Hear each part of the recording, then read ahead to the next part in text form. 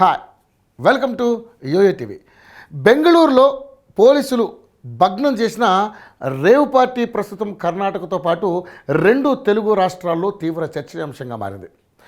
ఆ బెంగళూరు రేవ్ పార్టీలో టాలీవుడ్ ప్రముఖులు ఉన్నట్లుగా కూడా వార్తలు రావడంతో ఇండస్ట్రీ ఒక్కసారిగా షేక్ అయిపోయింది. ఆ రేవ్ పార్టీలో ఉన్న వారి పేర్లు బయటికి వస్తుండడంతో కొందరు తాము అసలు ఆ రేవ్ పార్టీలో లేమని ఫోటోలు, వీడియోలు వదులుతున్నారు. అయితే ఈ రేవ్ పార్టీ చాలా కాస్ట్లీ పార్టీ అని తెలుస్తోంది. తాజాగా బెంగళూరు రేవ్ పార్టీ కేసులో కీలక పరిణామం చోటు చేసుకుంది. బెంగళూరు డ్రగ్స్ పార్టీలో పాల్గొన్న 86 మంది డ్రగ్స్ తీసుకున్నట్లుగా నార్కోటిక్ బృందం గుర్తించింది. అందులో నటి హేమ కూడా ఉన్నట్లుగా అధికారులు తేల్చారు. ఈ మేరకు నార్కోటిక్ టీం రిపోర్ట్ సమర్పించింది.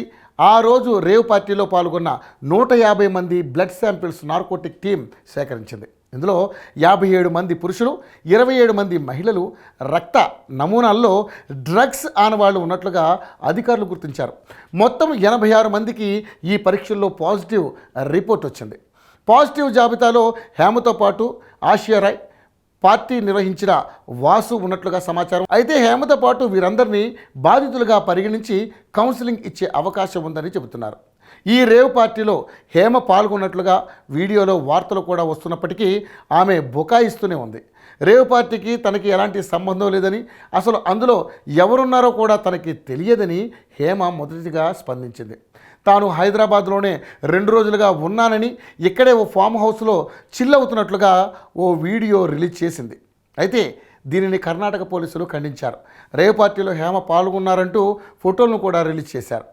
పోలీసులు రిలీజ్ చేసిన ఫోటోలో హేమ చేసిన వీడియోలో ఒకటే డ్రెస్లో ఉండడంతో నెటిజన్లు ఆమెను ట్రోల్ చేశారు. ఈ కేసును బెంగళూరు పోలీసులు ప్రతిష్టాత్మకంగా తీసుకున్నారు. నార్కోటిక్స్ టీం పార్టీ జరిగిన ప్రాంతంలో అన్ని ఆధారాలు సేకరించింది. పార్టీలో తెలుగు రాష్ట్రాలకు చెందిన వారు ఉన్నట్లుగా నిర్ధారించారు. పలువురు ప్రముఖులు ఈ పార్టీకి హాజరయ్యారు.